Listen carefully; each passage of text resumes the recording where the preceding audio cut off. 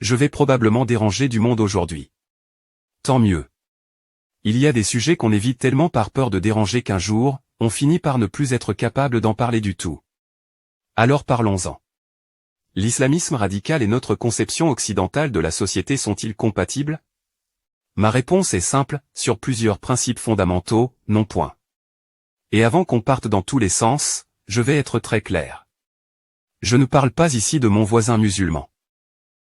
Je ne parle pas d'une famille musulmane qui travaille, élève ses enfants, paie ses impôts et respecte les lois de la France.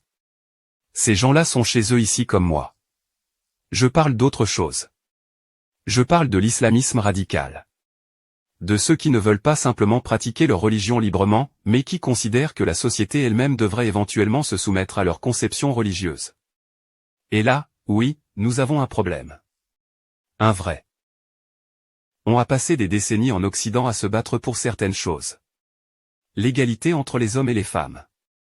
La liberté de conscience. La liberté d'expression. Le droit de croire. Le droit de ne pas croire. Le droit de changer de religion. La séparation entre la religion et l'État. La primauté de nos lois civiles. Ce ne sont pas de petits détails administratifs. Ce sont les fondations de notre maison. On peut ouvrir notre porte sans arracher les murs de notre maison. Alors lorsqu'une idéologie religieuse affirme que la loi de Dieu doit passer avant celle des hommes, je ne vais pas faire semblant que nous parlons simplement de deux cultures différentes. Nous parlons de deux conceptions du monde qui peuvent entrer directement en collision. Si une femme doit avoir moins de liberté qu'un homme, je dis non. Si quelqu'un doit craindre de quitter sa religion, je dis non. Si critiquer une religion doit devenir interdit, je dis non. Si une autorité religieuse doit avoir préséance sur nos tribunaux, je dis non. Et si quelqu'un rêve qu'un jour nos lois soient remplacées par les siennes? Je dis encore non. Ce qui m'inquiète, c'est que nous semblons parfois tellement terrifiés à l'idée d'être qualifiés d'intolérants que nous avons oublié une évidence, être tolérant ne signifie pas renoncer à nos propres valeurs. Une démocratie peut accueillir toutes sortes de croyants. Elle peut accueillir des musulmans, des chrétiens, des juifs, des hindous, des athées. Elle doit même protéger leur droit de croire. Mais elle n'a aucune obligation de considérer toutes les idées comme également compatibles avec ses principes. Une religion peut être critiquée. Le christianisme l'a été. L'Église catholique l'a été solidement. Et heureusement. On a contesté son pouvoir politique. Son contrôle sur l'éducation. Son influence sur la sexualité. Son traitement des femmes. Ses abus. On n'a pas dit, attention, vous risquez d'offenser les catholiques. On a débattu. Et notre société a changé. Alors pourquoi une autre religion devrait-elle devenir intouchable? Pourquoi serait-il acceptable de critiquer ce que le catholicisme imposait aux Français il y a 70 ans, mais délicat de critiquer une idéologie qui voudrait imposer aujourd'hui des principes semblables ou plus sévères? Et regardons les endroits où les mouvements islamistes les plus radicaux ont réellement obtenu énormément de pouvoir. Posons des questions simples. Que devient la liberté des femmes? La liberté de conscience? La liberté de critiquer la religion? Les droits des minorités? La liberté de la presse? Ce ne sont pas des insultes. Ce sont des questions politiques. La tolérance, ce n'est pas se mettre à genoux devant l'intolérance pour lui montrer à quel point nous sommes ouverts d'esprit. Pendant ce temps, l'Europe change démographiquement. Pas selon une vidéo Facebook. Selon les démographes. Les projections varient énormément selon l'immigration future, et personne ne peut sérieusement annoncer aujourd'hui que l'Europe sera musulmane. Dans 10, 20 ou 30 ans. Mais une chose est réelle, sa composition démographique change. Et ça devrait nous amener à discuter sérieusement d'intégration. Pas à paniquer. Pas à haïr. À réfléchir. Car accueillir quelqu'un ne devrait jamais vouloir dire lui remettre les clés de la maison en lui disant « change ce que tu veux ». On ne voudrait surtout pas t'offenser. Quand quelqu'un vient vivre ici, il n'a pas à devenir chrétien. Il n'a pas à manger du porc. Il n'a pas à boire une bière. Il n'a pas à enlever son voile.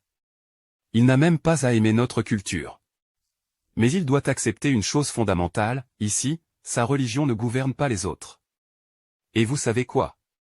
Cette règle protège aussi le musulman modéré. Elle protège la femme musulmane qui veut vivre autrement.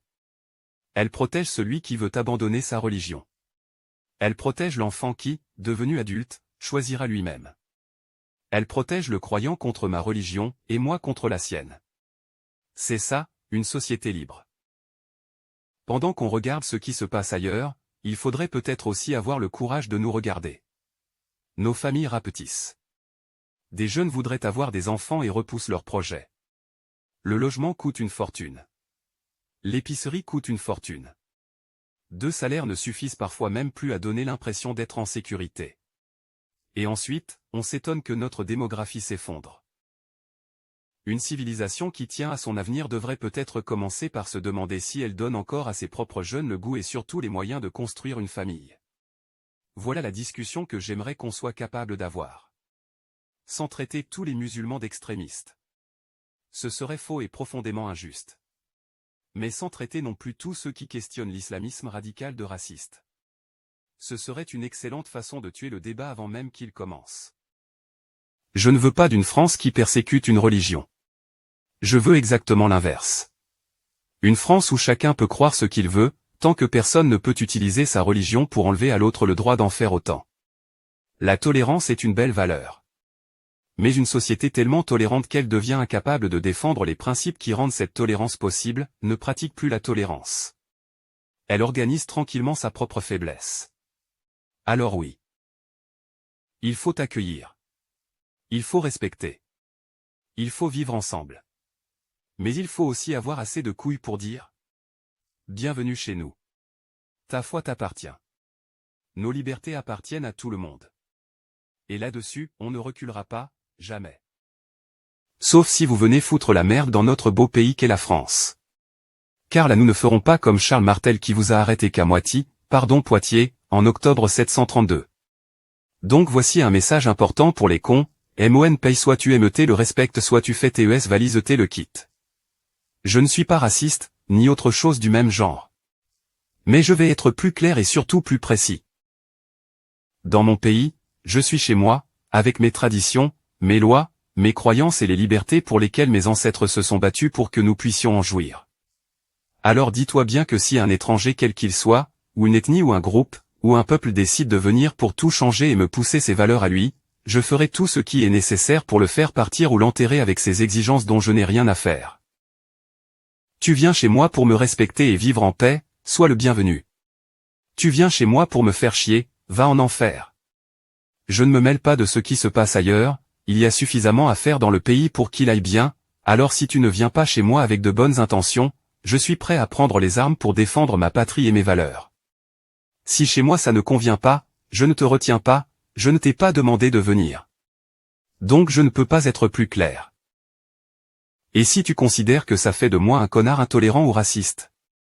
Eh bien tant pis. On a 15 millions de Français qui arrivent, allez je dirais en Algérie, au hasard, et qui a des exigences comme ça, qui traitent les Algériens de racistes parce qu'ils sont pas assez acceptés, parce qu'il leur faut des boucheries non halal, parce qu'ils veulent des églises. J'ai appris dernièrement qu'en Algérie, la construction d'églises est ultra contrôlée. Et pratiquer une religion autre que l'islam est très difficile en Algérie, dur. Ils sont méfiants vis-à-vis de ça, parce qu'ils veulent préserver l'identité culturelle islamique de l'Algérie. Je crois que c'est écrit dans la Constitution ou quelque chose comme ça, à vérifier. Moi je dis, ils ont raison d'être comme ça. Préserver leur identité, oui, parfaitement, bien sûr. Mais les Français, s'ils le font, ils sont racistes? Ils sont d'extrême droite?